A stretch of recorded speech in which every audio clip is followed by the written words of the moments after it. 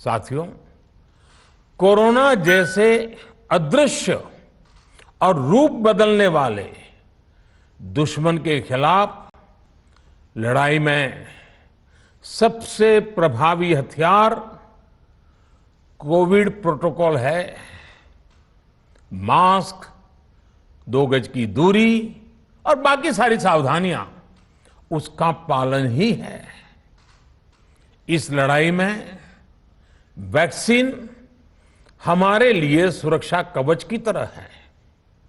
आज पूरे विश्व में वैक्सीन के लिए जो मांग है, उसकी तुलना में उत्पादन करने वाले देश और वैक्सीन बनाने वाली कंपनियां बहुत कम है, इन्हीं गिनी हैं।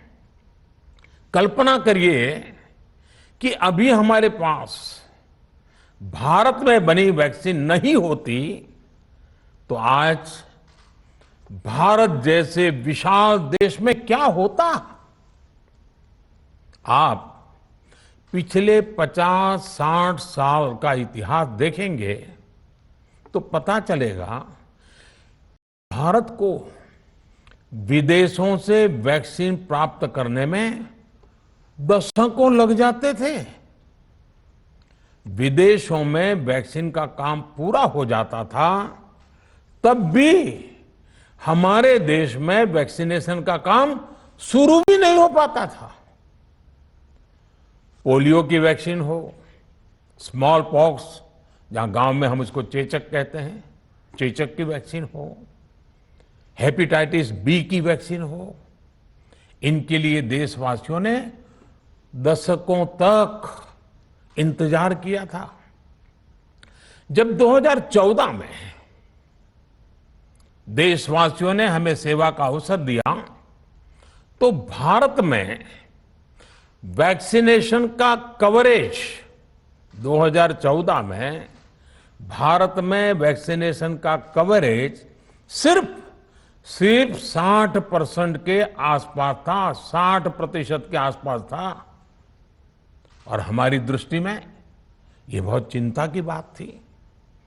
जिस रफ्तार से भारत का टीकाकरण कार्यक्रम चल रहा था, उस रफ्तार से देश को 100% टीकाकरण कवरेज का लक्ष्य हासिल करने में करीब करीब 40 साल लग जाते हैं।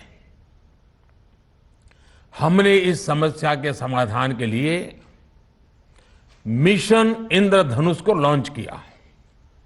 हमने तय किया कि मिशन इंद्रधनुष के माध्यम से युद्ध स्तर पर वैक्सीनेशन किया जाएगा और देश में जिसको भी वैक्सीनेशन की जरूरत है उसे वैक्सीन देने का प्रयास होगा। हमने मिशन मोड में काम किया और सिर्फ 5-6 साल में ही वैक्सीनेशन कवरेज 60% से बढ़कर 90% से भी ज्यादा हो गई। 60 से 90, यानी हमने वैक्सीनेशन की स्पीड भी बढ़ाई और दायरा भी बढ़ाया। परवाह देश की, सोमवार से शुक्रवार रात 10 बजे TV9 भारतवर्ष पर।